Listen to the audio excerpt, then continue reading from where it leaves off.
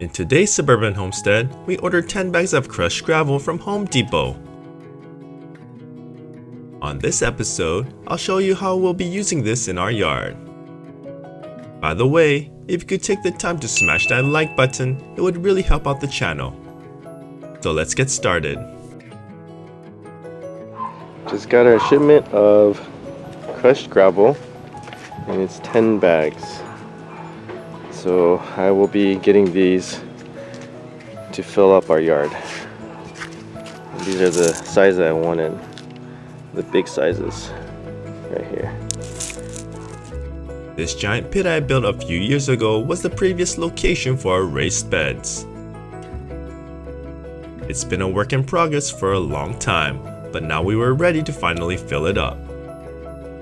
I chose to use crushed gravel due to its ability to drain out water. I've also had some major issues with gophers, so we laid out some hardware cloth throughout this area. Those gophers have been a thorn in my side for a long time, but don't worry, I've dealt with them. Oh yes, I've dealt with them.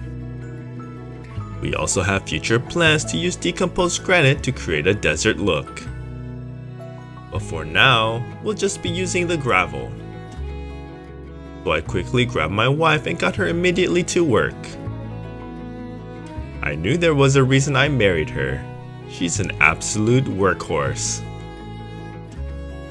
After a while, I forgot we even had those bags. Next thing you know, it's all done. I'm very proud of you, honey. 10 bags of extremely heavy gravel moved over all by yourself. It didn't matter how many discs you popped, you had a goal and you finished it. I love you so much for doing this for our family. I then got to work leveling everything out. You can watch the time lapse of the entire process.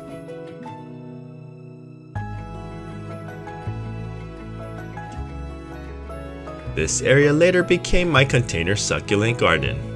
The dream finally became a reality.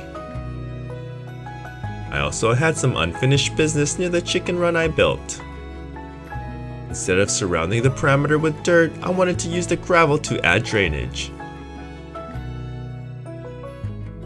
Hopefully this would extend the life of the wood and prevent it from rotting too quickly. I later added pavers on top of the gravel to finish everything out. Gravel is super useful for any type of yard.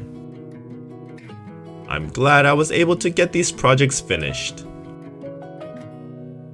Thank you for watching, and if you enjoyed this video, here's some more suggestions.